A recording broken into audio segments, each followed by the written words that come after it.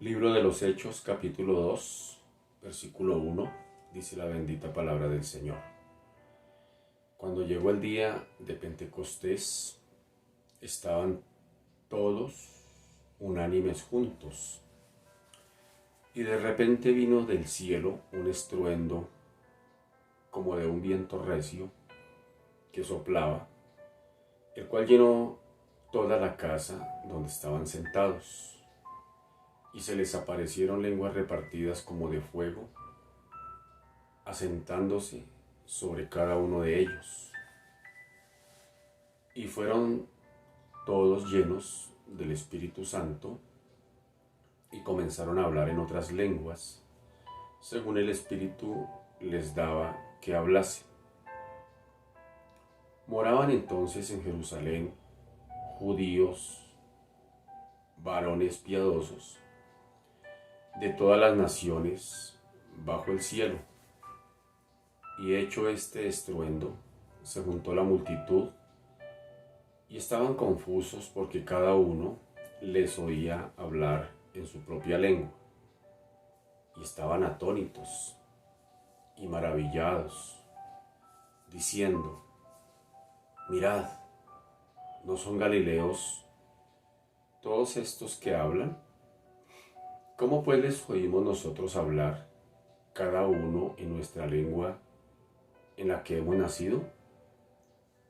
Partos, medos, elamitas y los que habitamos en Mesopotamia, en Judea, en Capadocia, en el Ponto y en Asia, en Frigia y Panfilia, en Egipto y en las regiones de África más allá de Cirene, y romanos aquí residentes, tanto judíos como prosélitos, cretenses y árabes.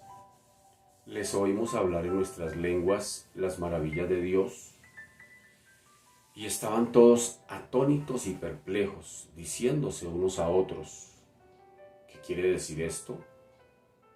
Mas otros, burlándose, decían: están llenos de mosto, es decir, están borrachos. El libro de los Hechos, capítulo 2, versículo 1 al 13, Reina Valera 60. Muy buenos días tengan todos ustedes una vez más, mis amados, amadas, amigos, amigas. Sean bienvenidos una vez más a este espacio bajo la sombra del Omnipotente de hoy sábado 27 de noviembre del año 2021. Último sábado de este mes de noviembre. Así que bienvenidos, bienvenidas a este espacio. Estamos estudiando el libro de los Hechos. Vamos por el capítulo 2 y ya hemos leído algunas aristas de este versículo, de este capítulo 2, desde donde se nos habla acerca de la intervención, la manifestación del Señor en las vidas de aquellos que están allí en un tiempo de oración. Están orando y hay un auditorio allí donde se nos habla de más o menos 120 personas, y hay un grupo de personas aparte de ese grupo que están allí posiblemente orando. Hay otro grupo de personas que se acercan, como dice el texto, tan pronto escucharon el estruendo, tan pronto el Espíritu Santo se manifiesta, pues se escucha un ruido fuerte allí, y muchos se acercaron allí a observar qué era lo que estaba sucediendo.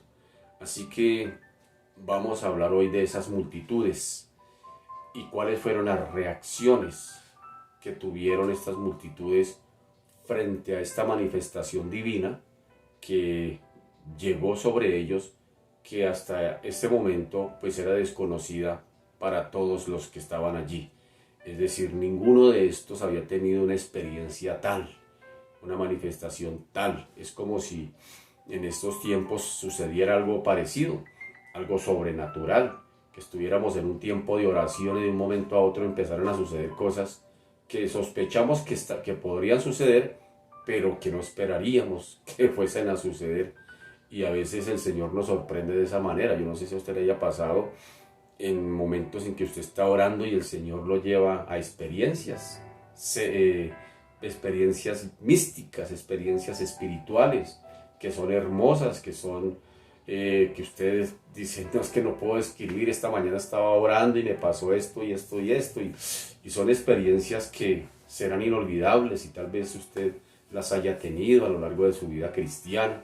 Experiencias en un momento de oración, en un momento de ayuno, en un momento mientras leía la palabra, algo pasó allí, hubo una intervención divina y eso lo dejó a usted asombrado, asombrado, y usted quedó, que eso le marcó su vida cristiana, y usted dice, no, yo me acuerdo aquel día cuando estaba orando y algo sucedió, algo sobrenatural que no lo puedo explicar. Pues entonces imaginémonos por un momentico el cuadro de estos. Están orando en un tiempo de oración. Hasta aquí el tema es normal, porque ellos acostumbraban a orar mucho. De hecho, ellos tenían varias jornadas de oración durante el día. Por ejemplo, se habla de que en el templo había varios espacios de oración. No solamente oraban en las sinagogas, no solamente oraban en las casas, sino que también oraban en el templo. Por ejemplo, a las 3 de la tarde era una hora de oración en el templo y era una hora fuerte porque iba mucha gente. Entonces, era normal orar. El problema aquí, o el problema no, sino lo impresionante aquí es lo que sucede en un momento de oración. Más adelante encontramos otro espacio de oración donde va Juan con Pedro al templo, a la oración, a las 3 de la tarde, la hora de la oración. Era normal ir a la oración y hay alguien allí que está pidiendo plata, que está pidiendo limosna allí a las afueras del templo y aborda a Pedro y a Juan y les solicita que le den una ayuda. Y Pedro pues inmediatamente dice, pues hermano, yo desde que empecé a servirle al Señor, hermano, ando pelado porque ya ahora estoy sirviéndole al Señor, ya no estoy en mi oficio de pescador, ya no hay recursos, pues no tengo que darte, pero de lo que tengo te doy. Y Pedro inmediatamente le lanza una palabra a este paralítico y se levanta allí el hombre y entra saltando al templo. Imagínense, cosas que a veces uno no se espera en tiempos así. Y eso es válido, eso es válido. Yo he dicho siempre que nadie le va a quitar lo bailado, hermano. Si usted tiene una experiencia especial con el Señor, amén, amén, hermano.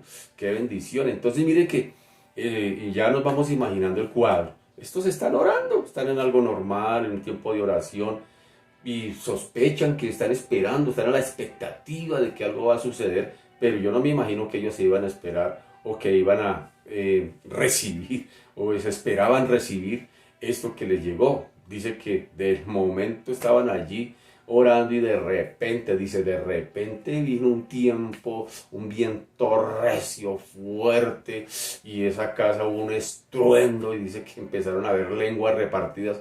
Yo me imagino a estos allí, entre asustados, entre gozosos, entre con incertidumbres, entre admirados, atónitos, como dice el texto. Había muchas cosas allí, pues al ver eso, tanto fue el impacto que los vecinos, los que estaban alrededor, también dentro de su cotidianidad, también pues eso les llamó la atención y corrieron a ver qué era lo que estaba sucediendo en esa casa, qué pasó allí, fue que se explotó el cilindro del gas o qué pasó allá, y corrieron todos a mirar allí y tan pronto escucharon a los que estaban allí hablando en esas glosolalias de idiomas, hablando de esas manifestaciones, de esos dones del Espíritu, pero hablando en el idioma que cada uno entendía.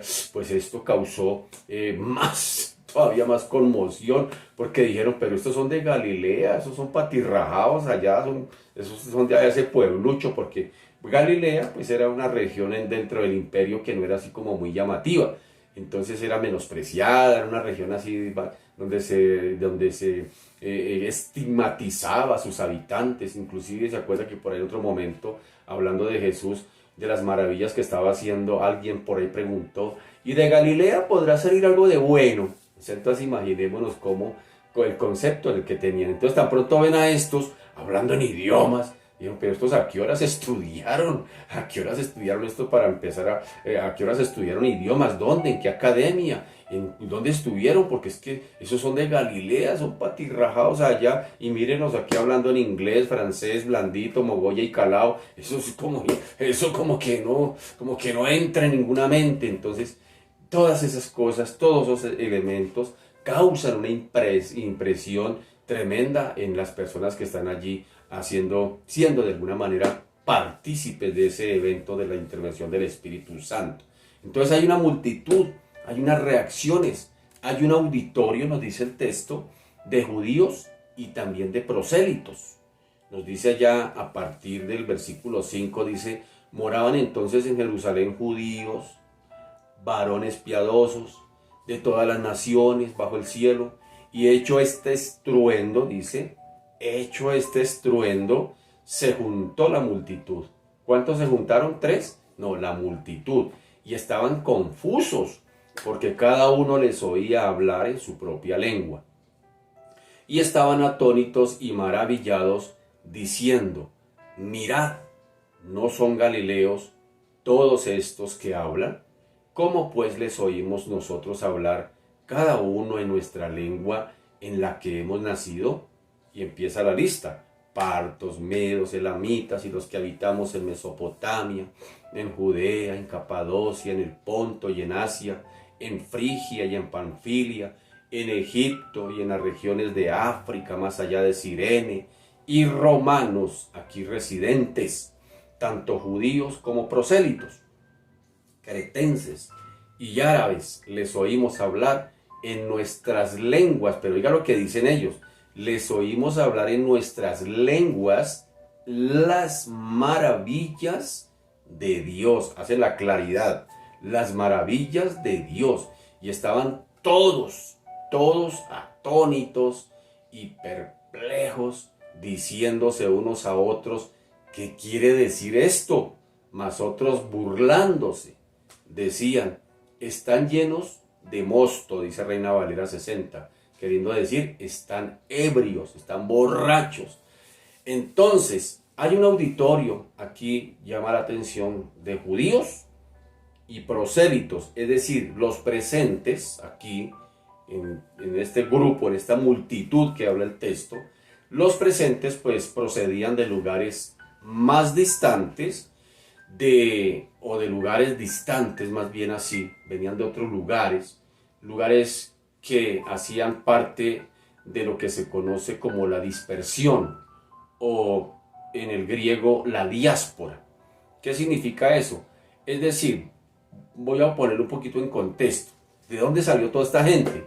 Bien, en la ley de Moisés había unas penalizaciones en esa ley dada del Señor a Moisés, que el Señor les anunciaría y les anunciaba a los hijos de Israel, específicamente para ellos, es decir, de que serían esparcidos a otras naciones. Eso ya el Señor lo venía diciendo desde cuando le entrega al mismo Moisés la ley. Le dice, este pueblo va a ser esparcido, voy a permitir que se los lleven por allá. Entonces en Levítico el Señor le dice, a través de Moisés, ya le hace la advertencia de que su pueblo iría a ser esparcido. Levítico, que se conoce como la primera ley. Deuteronomio, que se conoce como la repetición de la ley, no quiere decir que sea dos, sino que tiene un sentido. La ley de Levítico es la que le entrega el Señor en el monte Sinaí a Moisés. Pero ha pasado el tiempo y ya cuando están a punto de entrar a la tierra prometida, el Señor le permite que vuelva Moisés a leer la ley, es decir, por eso se conoce como la recordación de la ley o la segunda ley, le llaman, que ya es de Deuteronomio. Pero lo que está queriendo decir aquí acerca de la dispersión del pueblo de Israel, de la diáspora, le está queriendo decir en Levítico 26, miren lo que les dice, ya están advertidos, les dice, pero si no me oyereis, ni hiciereis todos estos mis mandamientos, y a vosotros os esparciré entre las naciones, y desenvainaré espada en pos de vosotros, y vuestra tierra estará asolada, y desiertas vuestras ciudades. ¿Sí nota? si no ponen por norma, si no obedecen las palabras que el Señor les está dando a través de Moisés a este pueblo, pues el Señor dice que uno de los castigos sería esparcirlos. Deuteronomio 4 dice, en el versículo 27 dice, y Jehová os esparcirá entre los pueblos, y quedaréis pocos en número entre las naciones a las cuales os llevará Jehová. Y una más, en Deuteronomio 28, dice el Señor en el versículo 64, y Jehová te esparcirá, ¿sí nota?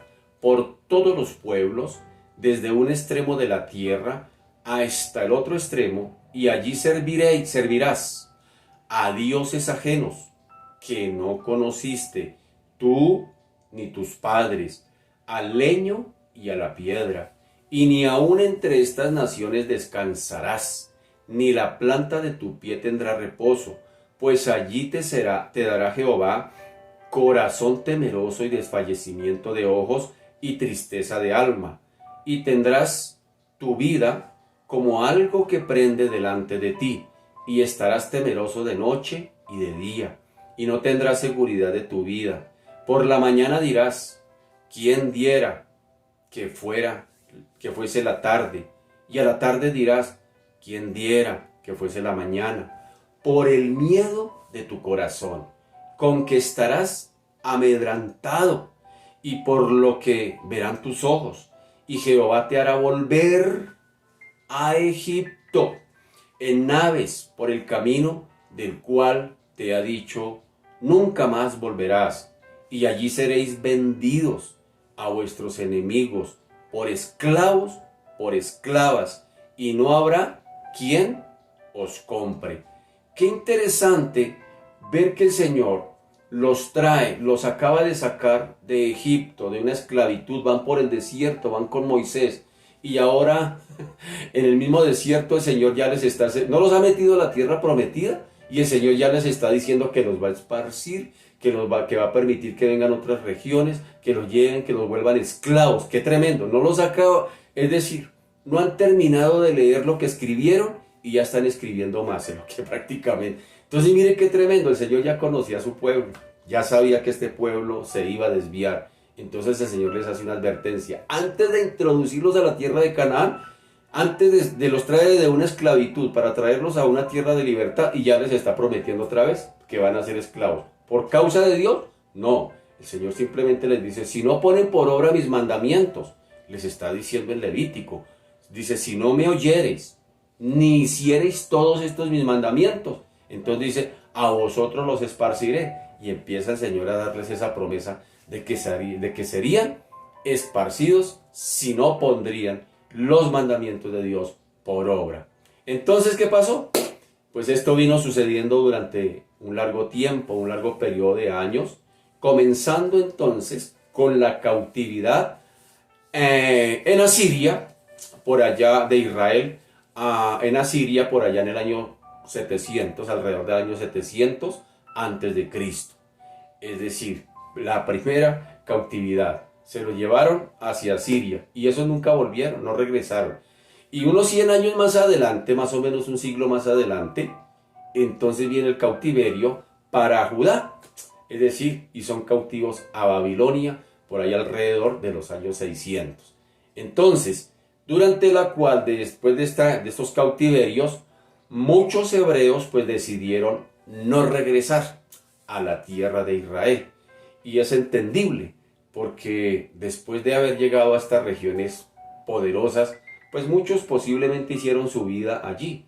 Es como en nuestro país, Colombia, mucha gente ha sido desplazada de sus campos, de sus cultivos, de sus tierras, llegan a las ciudades, a las metrópolis, allí empiezan a hacer una nueva vida y se organizan en sus vidas. Entonces, después de que ya han transcurrido los años, muchos de los que han venido de sus tierras, pues ya no quieren volver a su tierra porque ya hicieron su vida aquí en las ciudades. Entonces algo parecido pasó con el pueblo de Israel. Después de que fueron llevados cautivos, pues cuando llegó el decreto, por ejemplo, de Ciro, allá hablando de Babilonia, pues muchos tal vez no, en lugar de alegría, pues dije, pero ¿qué vamos a volver a ese peladero? Incendiaron la ciudad, no hay templo, no hay muros, no hay cosechas, no hay cómo, eso para qué vamos a volver por allá. Entonces muchos prefirieron quedarse, por ejemplo, en Babilonia, la ciudad de los jardines colgantes, que fue un florero que Nabucodonosor le hizo a una de sus novias como regalo, los jardines colgantes de Babilonia, que hace parte de alguna de las maravillas del mundo. Cosas de ese tipo. Entonces, ellos después de estar impresionados en la ciudad, ¿qué les va a llamar la atención volver a esos peladeros? Pensarían ellos. Entonces muchos se quedaron, muchos no regresaron, muchos se quedaron allá en esas regiones donde los habían llevado cautivos. A ver, también es cierto esto que por muchas razones, como ya lo dije, bien sea comerciales, políticas y aún religiosas, muchos se quedaron en otras regiones, miles de judíos se trasladaron a otras ciudades, también inclusive del imperio. Recuerde que el imperio en esa época, pues en el año 600 o en el 700, por allá, más o menos, entre el 700 y el 600, quien estaba gobernando prácticamente el mundo, pues era el imperio griego, el imperio de Alejandro el Grande. Entonces muchos se fueron y se esparcieron por ese imperio y tampoco regresaron a la tierra de donde habían venido, es decir, a la tierra de sus padres, no volvieron. Entonces naturalmente, a raíz de esto, pues fueron llevando el judaísmo consigo, si me hago entender. Aunque muchos se contaminaron con los dioses de las regiones a donde llegaban, sin embargo también muchos iban llevando lo que habían aprendido, lo que posiblemente aprendieron de la ley de Moisés, aunque la habían desobedecido, pero sin embargo también llevaban unas raíces hebraicas, unas raíces del judaísmo las llevaban, y por donde iban muy seguramente las iban esparciendo y muy seguramente establecieron sinagogas, es decir, grupos pequeños de estudio del judaísmo, y en esas ciudades de importancia del mundo conocido de la época, es decir, iban donde iban por esas regiones del vasto imperio, pues allá ellos iban estableciendo, iban esparciendo de alguna manera sus costumbres judaicas. Entonces, siendo de esa manera, pues frecuentemente mucha gente posiblemente se convirtió también al judaísmo, muchos gentiles, posiblemente hablando de gentiles. Antes de eso, muchos gentiles muy seguramente pues les gustó la doctrina de los judíos y muy seguramente pues la acogieron, y muchos gentiles, repito esto, posiblemente se convirtieron al judaísmo. Así que se presenta pues prácticamente algunas colonias de judíos y prosélitos. Entonces, a quienes fueron siempre, en primer lugar, después de que ya empiezan a predicar los apóstoles más adelante, pues a ellos es que van. Por ejemplo, Pablo, uno dice, Pablo llegó a unas sinagogas por allá en Asia, pero ¿de dónde salieron las sinagogas si hasta el momento el evangelio no era predicado? ¿De dónde salieron esas sinagogas? Entonces, posiblemente un movimiento fue el Pentecostés, posiblemente porque recuerde que había muchas personas en ese momento del Pentecostés de otras regiones, pero también posiblemente por la diáspora de los judíos antes del evangelio estaban esparcidos y habían dejado algunas raíces allí establecidas por todo el vasto imperio acerca del judaísmo, es decir, había unas raíces allí. Entonces, este estrato social fue el que utilizó, digámoslo así, el Señor para más adelante pues lanzar el mensaje salvífico más allá de las fronteras de Galilea. Me seréis testigos hasta lo último de la tierra. Y hablando un poquito de esas nacionalidades presentes allí en el Pentecostés, del día del día del Pentecostés, según nos narra el libro de los Hechos, pues nos da una lista. Dice que había partos, medos, elamitas, había un grupo de personas, pero sería interesante más o menos saber quiénes eran o más o menos de dónde son. Por ejemplo, los partos eran del noreste del actual Irán. Vámonos ubicando. Los medos eran del noroeste del actual Irán también. Los elamitas eran por allá del sudeste de Asia, de la cabecera del Golfo Pérsico por allá. De Mesopotamia es la actual Irán, lo que hoy conocemos como Irak. Judea, pues la más meridional de las divisiones de Palestina en esa época. La parte, Capadocia, la parte oriental de Asia Menor. Está el Ponto, es decir, la parte noreste de Asia Menor.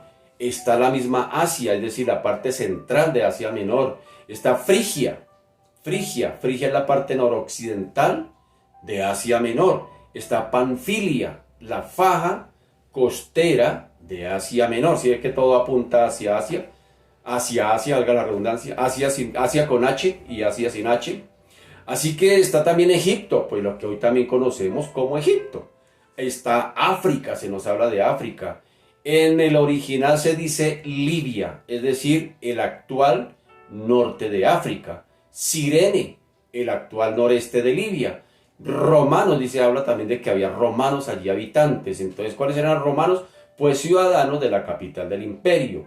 Había cretenses, es decir, de Creta, de la isla del Mediterráneo, y había árabes, es decir, como en el sentido actual, también particularmente refiriéndonos a esta palabra, también podría ser de Siria y de Palestina. Entonces, ¿cuántas lenguas había allí? ¿Cuántas lenguas conocidas por estos visitantes que fueron las que ellos escucharon a los que estaban allí orando a hablar en sus propias lenguas? ¿Cuántas lenguas? Pues haciendo algo genérico, generalizando, todos estos moradores de Palestina pues conocían por un lado el arameo, mientras que los que vivían al oeste de Palestina conocían lo que se conoce como el griego koiné o el griego común, el que todo el mundo habla. ¿Y quiénes eran esos prosélitos? Porque nos habla de unos prosélitos. Se trata de los gentiles que aceptaban la fe judía. Esos eran los prosélitos, siendo recibidos allí por la comunidad hebrea, es decir, por los israelitas.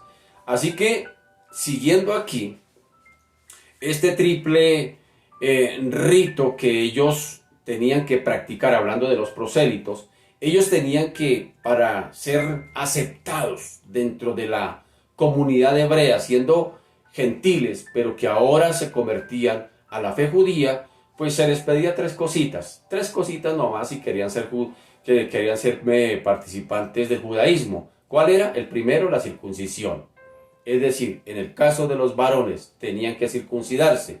Segundo, un bautismo o un autobautismo como símbolo de purificación en presencia de testigos tanto para varones como para mujeres. Pero un tercer elemento, una ofrenda de sacrificio. Entonces, con estos elementicos, con este rito, ellos inmediatamente pasaban a ser parte del judaísmo. Es decir, hablando de los gentiles. Ahora, no se podría aquí tampoco dar la impresión de que desde el principio el evangelio se anunciara a toda criatura. No es así, porque uno podría tener esa perspectiva de que ya el evangelio había sido anunciado al encontrar este grupo de personas allí en el tiempo del Pentecostés. La pregunta es, ¿por qué están allí? Es decir, ¿por qué hay un grupo de extranjeros? ¿De dónde salieron? Ya lo hemos explicado. Eso fue lo que nos ha llamado la atención, pues a indagar un poquito, porque yo me hacía la pregunta y dije, ¿pero estos de dónde salieron? Pues, de estar en el tiempo del Pentecostés, hay un grupo de gente orando y hay un grupo de extranjeros allí que supuestamente, son gentiles, pero están allí en Jerusalén. ¿Qué están haciendo allí? Entonces esto nos llevó a mirar que era ese grupo de judaizantes, de gente, de gentiles, que por la diáspora de los judíos que se habían esparcido por todo el imperio, habían llevado las raíces del judaísmo y algunos gentiles se habían convertido a esto. Pero, ¿qué era lo que pedían ellos? Pues esta triple ceremonia, es decir, que hubiese la circuncisión como se le había enseñado allá a Moisés, que hubiese un autobautismo como símbolo de purificación y una ofrenda de sacrificio. Eso inmediatamente convertiría a un gentil al judaísmo. Entonces, uno podría tener la impresión a grandes rasgos de que era que el evangelio ya se había predicado, que el evangelio ya había llegado a otros lugares, pero no fue así.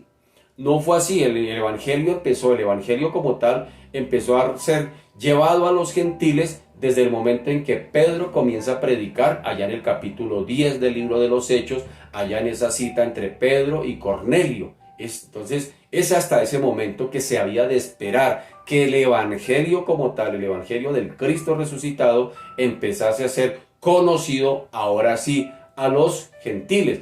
Por eso por allá la expresión de Pedro, Cuando Pedro llegaba donde estos judíos, de estos judíos que se habían, de estos gentiles que se habían convertido al judaísmo, pues Pedro jugaba a dos bandos. Entonces Pedro cuando estaba con ellos, entonces se convertía al judaísmo. Pero cuando Pablo iba a visitarlo, entonces se volvía cristiano. Y por eso hay un choque ahí entre Pedro y Pablo por esa situación. O más bien una llamada de atención fuerte de Pablo a Pedro para decir, ¿usted qué, hermano, está jugando? ¿O es cristiano o es mundano? Mire a ver, hermano, decídase porque póngase serio. Entonces vamos a ir a desarrollar eso cuando lleguemos a ese momento. Cómo Pablo mismo tiene que llamarle la atención a Pedro por eso, porque él jugaba a esos bandos. Entonces, cuando iban de los judíos, de los gentiles que se habían judaizado, entonces él jugaba a ese bando. Entonces también, y por eso Pablo tiene que decirle, entonces usted está enseñando otra vez a judaizar y todo ese tipo de cosas, y le pega allí una pequeña exhortación.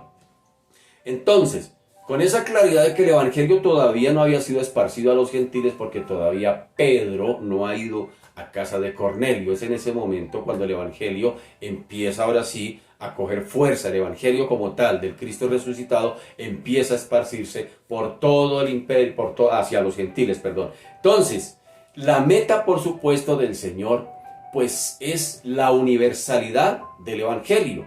Por eso el Señor antes de él les dice, me seréis testigos en Jerusalén, en Judea, en toda Samaria y hasta lo último de la tierra. Ese era el objetivo del Señor. Ese es el propósito del Señor, que toda la tierra fuese llena del evangelio. Pero Dios, en su infinita sabiduría, dispuso que no se llegara, o mejor, que se llegara, que se cumpliera esta universalidad del evangelio, pero por etapas.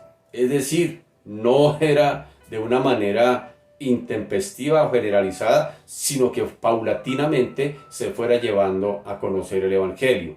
Es decir, por etapas, y no sin la debida preparación previa, valga la redundancia, de los apóstoles. Tocaba prepararlos primero para esta magna tarea. El Señor ya tenía en su mente llevar el evangelio a los gentiles, llevar el evangelio hasta lo último de la tierra, pero para eso hay que preparar un equipo, para eso hay que preparar un grupo de personas. Y esa es la tarea que hace el Señor. El Señor cuando vino y apartó a estos 12, no los apartó simplemente para el Señor sentirse acompañado, no sentirse por ahí solito, desparchado. No, el Señor los está preparando, los está capacitando, porque después de que Él suba, después de que Él vaya a la presencia del Padre, Él tiene que empezar, o mejor, estos tienen que dar continuidad a la tarea que el Señor empezó. Por eso cuando el Señor empieza a orar en Juan 17, primero ora por él. Dice, bueno Señor, yo ya aquí glorifícame al lado tuyo como yo te he glorificado, dice el Señor ahí en Juan 17. Es decir, empieza a orar y darle como un parte de la obra, una rendición de cuentas al Señor, diciéndole, bueno Señor, yo ya te he glorificado, pero Jesús anhela seguir glorificando al Padre. Dice, ahora ya te he glorificado aquí en la tierra, pero ahora glorifícame tú al lado tuyo, queriendo decirle, Señor, yo te quiero seguir glorificando. Aquí en la tierra ya te he glorificado con la obra que tú me pidiste que hiciese, pero yo te quiero seguir glorificando allá cuando esté al lado tuyo. Pero ¿cuáles eran los instrumentos que el Señor iría a usar para seguir glorificando al Padre? Pues a los apóstoles en primera instancia. Por eso cuando ora en Juan 17, ora primero por él y luego ora por los discípulos. Dice, ahora ruego por estos de los que tú me diste, ruego por estos. Y más adelante ora por la iglesia, porque Jesús es consciente de que los discípulos no iban a ser eternos y que la obra debería continuar después de los apóstoles, y por eso dice, no ruego solamente por estos, sino por los que han de oír de mí, por la palabra de estos, hablando ahora sí de la iglesia. Así que el Señor hasta el día de hoy quiere seguir glorificando al Padre, y lo va a hacer a través de usted. ¿Sí sabía? Cada vez que usted y yo predicamos el evangelio, servimos al Señor, damos testimonio de Cristo, Cristo el Hijo está glorificando al Padre. ¿Cómo la ve, mi querido? ¿Ah? Entonces mire, ayudémosle al Señor.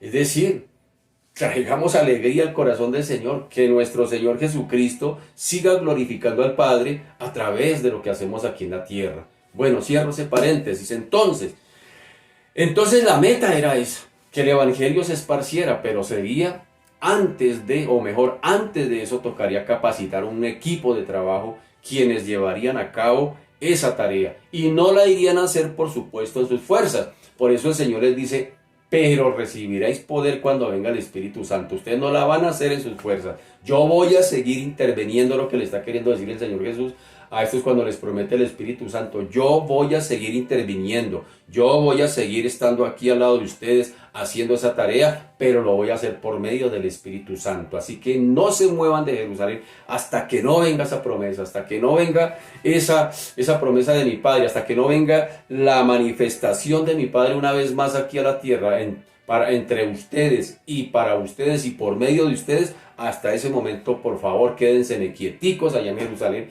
es lo que les dice el Señor. Pero una vez que reciban esa manifestación, no se podrían quedar ahí en Jerusalén con esa bonita experiencia del Espíritu Santo. No se podrían quedar ahí impresionados. ¡Ay, qué bonito! Hablamos en lenguas, qué chévere. ¡Ay, tan bonito como se impresionó toda esa gente!, ¿no? Si vieran esos gentiles como se nos arrimaron, tan pronto nos escucharon orar. ¡Uy, se vino! No, ellos no se podían quedar con esa experiencia.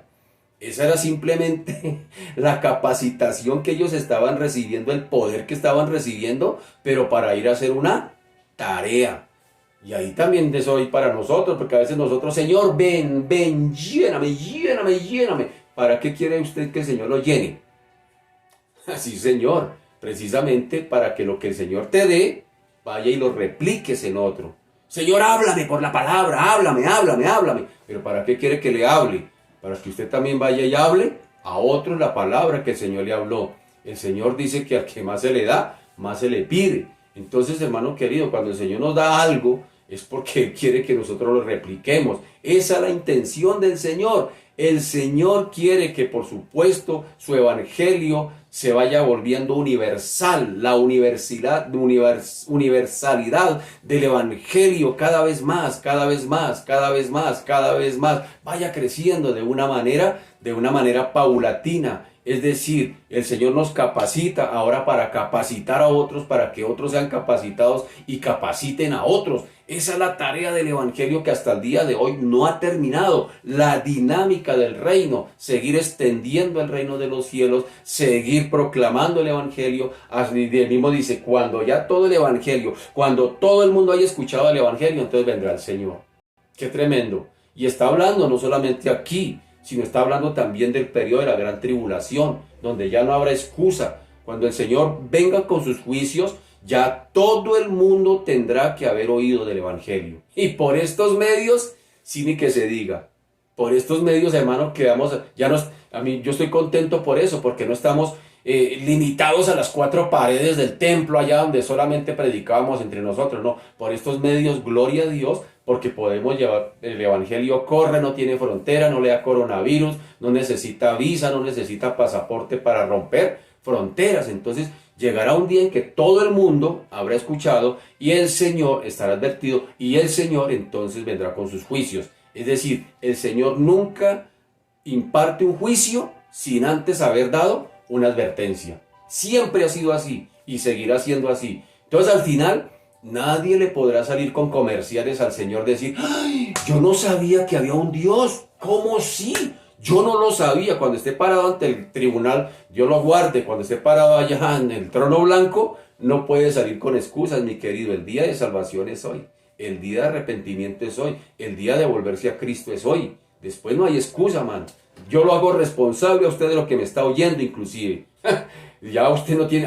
porque el Señor, hermano, va tomando nota. Dice que los libros van a ser abiertos y el Señor va a tomar nota y te van a decir, el 27 de noviembre del año 2021, siendo las 6:23 de la mañana, yo puse allá a un siervo mío que se llamó Jorge Armando Colmenares a que te lo dijera. Así de sencillo es, mi querido. Entonces no podemos excusarnos, hermano, delante del Señor. Entonces esa es la intención del Señor, que el evangelio corra, que sea glorificado, que su palabra, que todo el mundo lo conozca. Así que el Señor primero debería preparar a los apóstoles y lo segundo tendría que haber un ofrecimiento, una nueva oportunidad del Mesías de Israel como resucitado. Y los primeros receptores allí tendrían que ser el mismo pueblo que lo crucificó, el pueblo de Jerusalén. ¿Sí nota? Por eso el Señor dice, Cuando vayan a predicar, entonces comiencen por Jerusalén. Una segunda oportunidad para Jerusalén. Qué tremendo eso, porque el pueblo que lo crucificó, el pueblo que lo rechazó, los que dijeron crucifíquelo, ese mismo pueblo ahora tendrían que recibir el mensaje del Cristo que ellos habían matado, del Cristo resucitado. Entonces el Señor lo está haciendo para darles una segunda oportunidad a su pueblo, al pueblo de Jerusalén allí, ese pueblo que lo crucificó. Entonces van a recibir un segundo ofrecimiento del mensaje del Mesías resucitado. Y bien adelantada esta etapa, ya digámoslo así, de la gracia, más adelante el apóstol Pablo seguiría el mismo patrón. Es decir, Pablo siguió el mismo procedimiento paulatino. Es decir, por allá el mismo Pablo en Romanos 1:16 dice, al judío primeramente y también al griego. ¿Sí nota? Entonces Pablo lleva también un orden allí. Sin embargo, el énfasis sobre los peregrinos venidos de tantos países acá prepara un terreno muy especial y muy interesante para esa universalidad que luego había de manifestarse, como lo expliqué hace un momento. Es decir, todos estos que venían de estas regiones, muy seguramente después de haber recibido esta experiencia en el día del Pentecostés, sospechemos que muy seguramente estos no llegaron a sus lugares de origen a quedarse encallados después de esa experiencia. Muy seguramente llegaron allí y contaron los de Frigia, los de Capadocia, los medos, los partos, los de Frigia, los de Egipto, llegaron a sus tierras a decir, oiga, mire que nos pasó algo allá en Jerusalén, hermanos. Estábamos allá comprando, vendiendo, qué sé yo, paseando, turismeando, y de repente por allá en una casa, un ruido, un estruendo tan tremendo, y cuando fuimos a mirar, pues habían un poco de personas ahí de por allá de Galilea, esa región allá que no tiene nada que ver, y es que hablando nuestro idioma, ¿y sabe qué hablaban? Las maravillas de Dios. Entonces imagina estos, mire cómo el Señor hermano sabe lo que hace.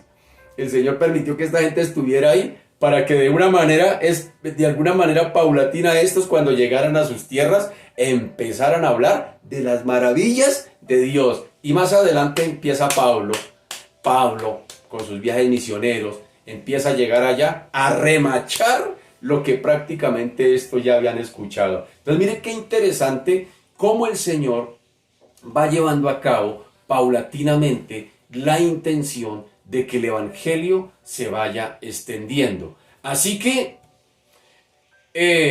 eso es lo que haría el Señor de una manera muy maravillosa de cómo se iría a expandir las maravillas de Dios que ellos mismos o el mismo Lucas nos pone aquí por relieve. Mire que Lucas le está escribiendo a Teófilo, no olvidemos eso.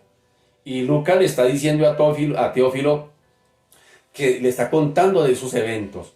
Porque Teófilo, entre otras cosas, pues él también viene de esa corriente griega. Es decir, muy seguramente, como buen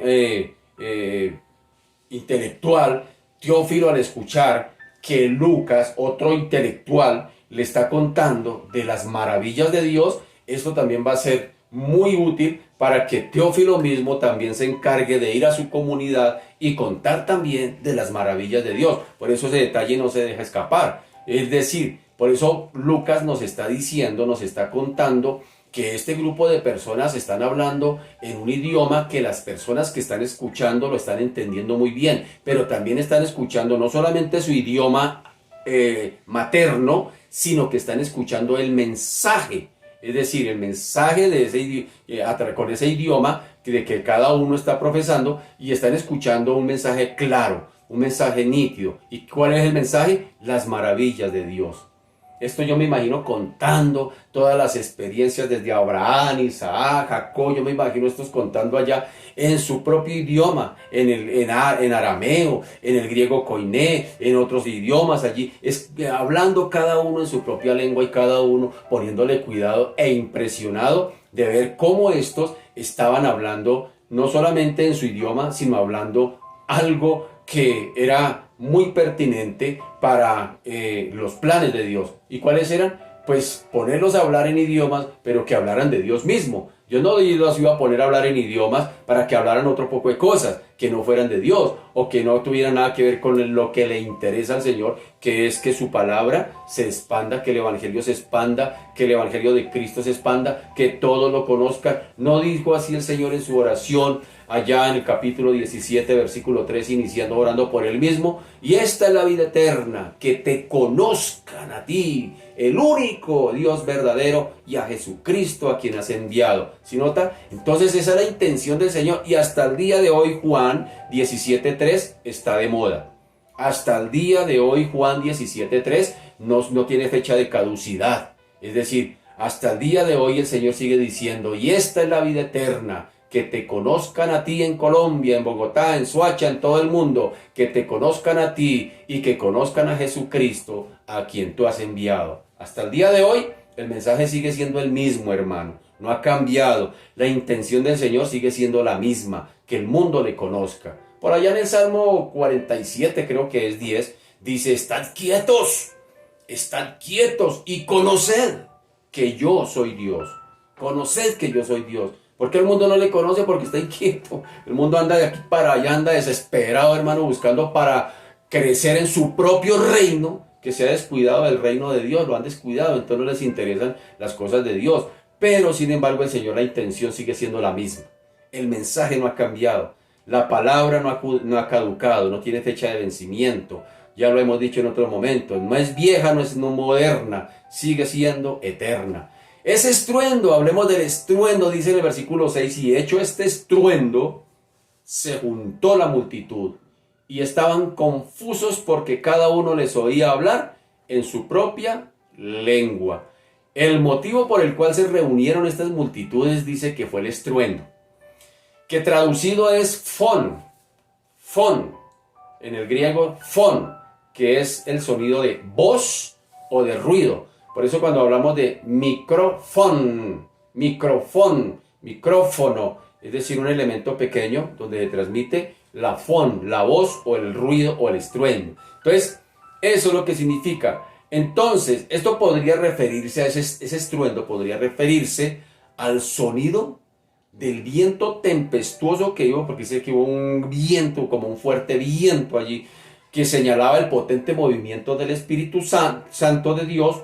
O bien podría también ser el murmullo que había entre los que estaban allí orando, o mejor, hablando las maravillas de Dios en otras lenguas. Entonces imagínense, más de 120 personas posiblemente hablando allí en otros idiomas, y yo me imagino que no estaban allí hablando entre dientes. Yo me imagino que esto era a grito entero, el estruendo también de las personas. Cuando, por ejemplo, usted póngase a mirar, por ejemplo, cuando están en la Champions donde se llenan esos estadios como el Bernabéu, más o menos 80.000 espectadores, y cuando abren los micrófonos se escucha el estruendo de 80.000 personas allí, gritando allí, victoriando a sus equipos. Entonces yo me imagino cómo sería el estruendo allí en esa casa, de la gente allí hablando las maravillas de Dios en griego, en arameo, en otros idiomas, y hablan las maravillas de Dios 120 personas y a grito entero.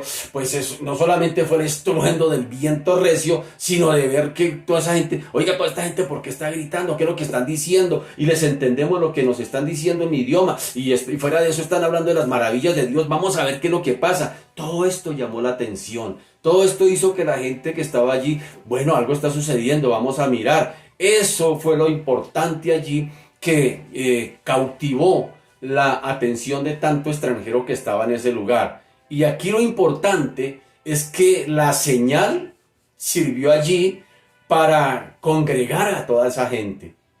El impacto del estruendo sea por las voces de los que estaban allí, predicando allí, hablando de las maravillas de Dios en otros idiomas, o bien sea por el estruendo del viento, pero algo llamó la atención. Lo interesante es que esa señal allí cautivó allí la atención de tanto extranjero que estaba allí, y que vendrían allí y se acercaron allí precisamente para escuchar nada más y nada menos que el Evangelio, predicado en su plenitud y en el poder del Espíritu Santo de Dios. Imagínense en ese cuadro. Pues entonces ahí podríamos ver que este grupo de personas prácticamente con esta manifestación están quedando preparaditos, listicos, para cuando un poquitico más adelante se pare Pedro a predicar. Si nota cómo va paulatinamente el Señor trayendo allí, llamando la atención, cautivando la atención de las personas. ¿De dónde salieron esos 3.000? Pues muy posiblemente estos que estaban aquí.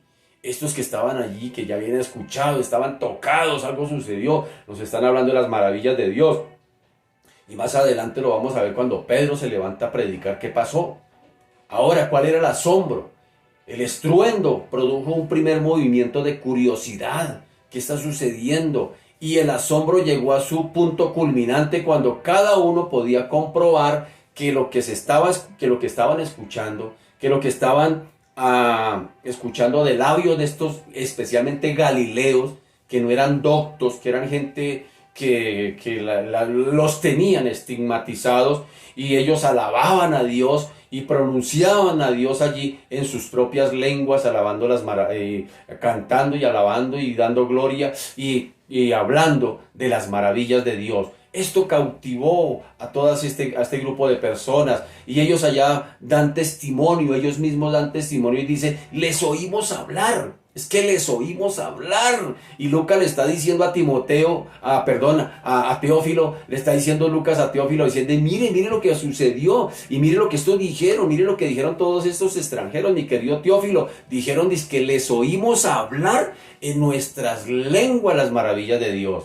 Entonces yo me imagino a Teófilo leyendo el segundo tomo de Lucas. Yo me imagino diciendo, uy, tremendo, esto merece contarlo. Yo me imagino a Teófilo, esto merece replicarlo. Así como tal vez tú le estás diciendo hoy. Yo tenía algo particular cuando estaba estudiando en el seminario, que cada vez que venía algo así nuevo a mi vida, así, yo decía, uy, esto tengo que contarlo a la iglesia, esto tengo que predicarlo, esto tengo que enseñarlo allá en la escuela, allá en las escuelas bíblicas, yo tengo que enseñarlo. Y eso me inquietaba a mí. Entonces, qué bueno que cada vez que nos llegue una información nueva no sea para guardarla. Ahí sí me la guardo. Teófilo, yo me imagino a Teófilo, uy, estoy adquiriendo más conocimiento, diciendo por ahí, Teófilo, uy, mire cómo me estoy documentando, me estoy volviendo más sabio. No, esto lo estaba haciendo Lucas con la intención de ¿qué? De que Teófilo fuera y lo replicara. Por eso decíamos al principio que Teófilo no es un concepto, que Teófilo no es una idea, no es un amigo imaginario de Lucas, porque no tendría sentido que Lucas se devanara los sesos investigando, indagando con tanta diligencia para hablar con un amigo imaginario o para hablarle al aire. No tendría sentido. Tiene una razón de ser, hermano querido. Entonces, yo me imagino ese cuadro de Teófilo leyendo todos estos relatos. Esto hay que contarlo, esto hay que replicarlo, esto hay que llevarlo allá a mi región donde yo vengo, no sé dónde, pero yo hay que ir a llevarlo. Entonces, la claridad de los mensajes fue tanto más notable aquí, que se solía hablar o mejor, de quienes venía el mensaje, de estos galileos que inclusive para hablar en los idiomas de ellos mismos no eran tan muy letrados, eran torpes aún en su propia lengua, así como nosotros los estropeamos nuestro español porque no lo sabemos hablar. ¿Sabía usted que nosotros no sabemos hablar español? ¿Sí sabía? Nosotros no sabemos hablar el español. Nosotros lo estropeamos, le damos duro a nuestro propio idioma. No lo sabemos hablar. Nosotros creemos, es que yo hablo español. No, mi querido, es nuestra lengua materna y sin embargo nosotros no la sabemos hablar. Pues más o menos era lo parecido con estos que estaban allí. No sabían prácticamente, eran torpes para hablar en su propio idioma y ahora están hablando en otros. Entonces imagínense que esto va causando un impacto en los oyentes. Dice, uy, pero estos están hablando las maravillas de Dios, les entendemos lo que están diciendo, lo que están produciendo. Ahora, como toda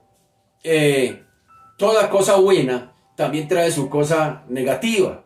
Entonces, entre tanta gente que estaba maravillada, entre tanta gente que estaba asombrada, que estaba escuchando el evangelio y que lo irían a replicar más adelante a sus territorios, pues también no faltaba también, como dice por ahí, la mosca en la leche. Entonces, verso 12 dice, y estaban todos atónitos y perplejos, diciéndose unos a otros, ¿qué quiere decir esto?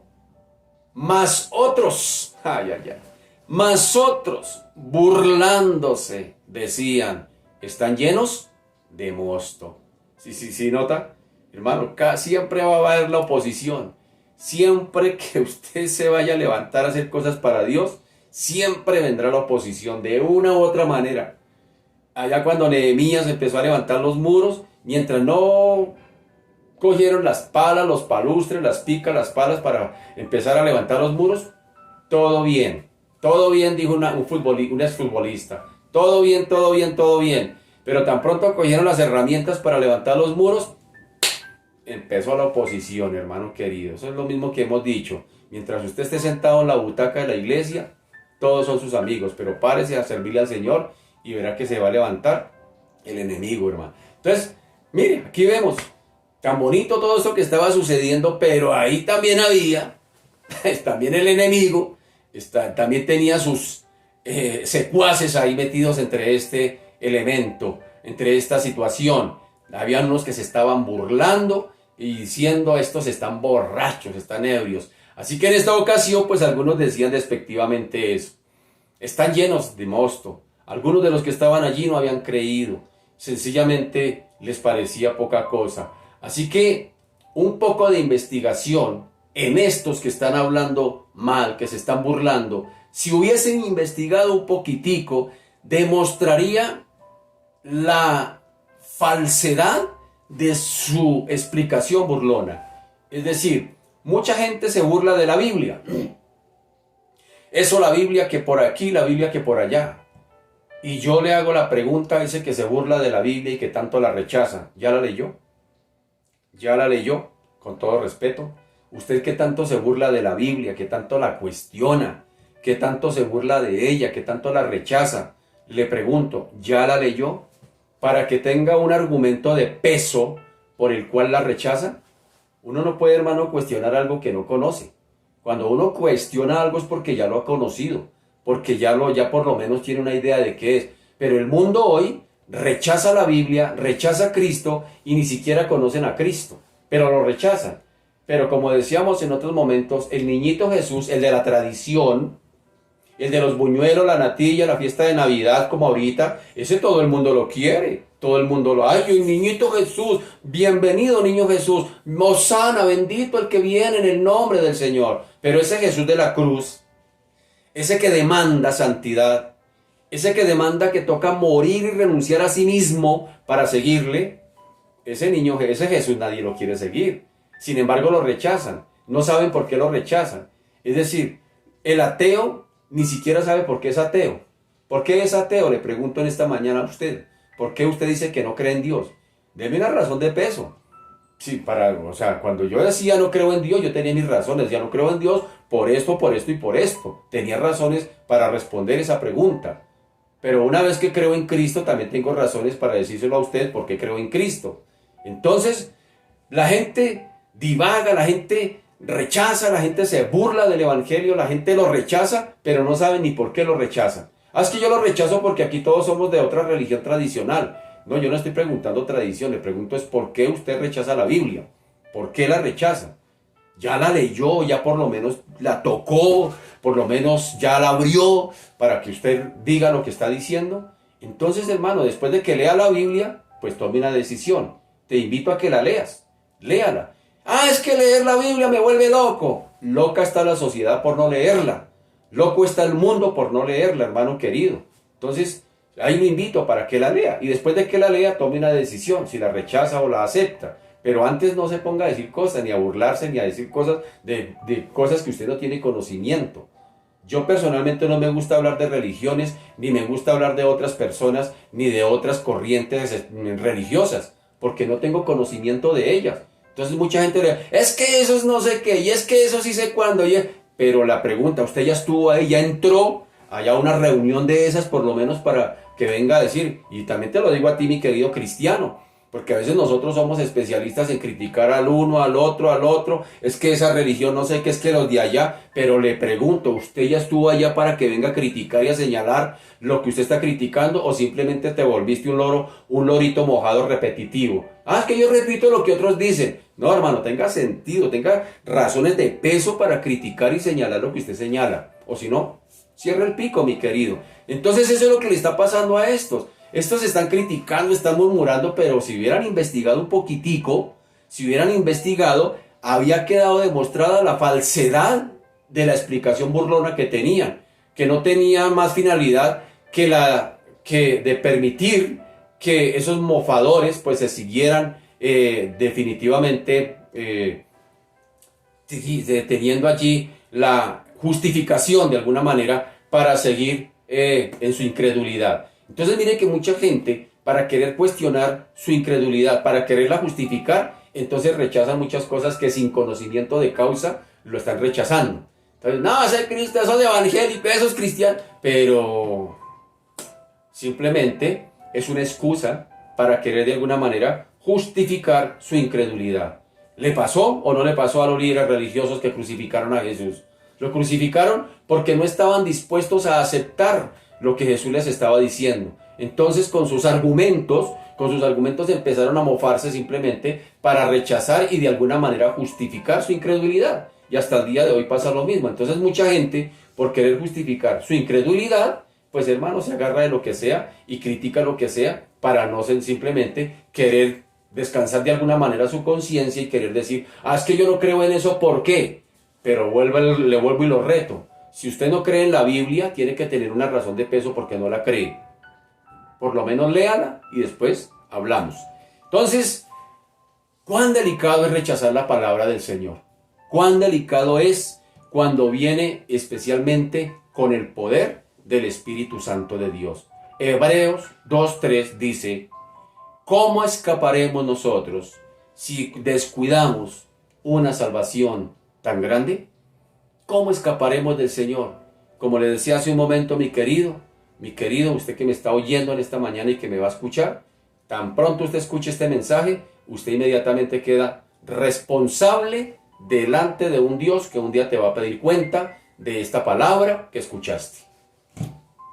Mi trabajo es decirlo, su trabajo es creerlo o rechazarlo. Entonces, después que lleguemos al Señor, no le vamos a salir allá con cuentos, que era que no lo sabía, que es que a mí nadie me lo dijo, pero el Señor con fecha, hora, está tomando apunte de todo lo que va sucediendo en su tierra, en su mundo. Que Dios nos ayude, mi querido, que Dios nos ayude. Padre, te damos gracias en esta mañana, te bendecimos, te glorificamos, te exaltamos, Señor, y te damos a ti la gloria. Señor, gracias por tu palabra, porque hasta el día de hoy sigue corriendo, sigue siendo prosperada en todas las naciones, bendito Señor. No hay una nación en la tierra que no haya escuchado tu evangelio. No hay una nación en la tierra, bendito Señor, que no sepan que hay un único Dios en la tierra. Lo demás, bendito Señor, son argumentos. Señor Dios de la gloria, son argumentos, inventos humanos, para de alguna manera, bendito Señor, querer justificar su incredulidad. Y todo el mundo, bendito Señor, todo el mundo incrédulo, siempre, bendito Señor, tendrá una excusa a flor de labio para querer justificar su incredulidad. ¿Cuánta gente los escucha uno decir, bendito Señor, es que yo no creo en la Biblia por esto y por esto? Pero como decíamos hace un momento, Señor, realmente, Señor, ya la hemos obedecido, ya la hemos leído, ya la hemos por lo menos palpado para poder tener un argumento de piso, bendito Señor, para poder decir que la rechazo.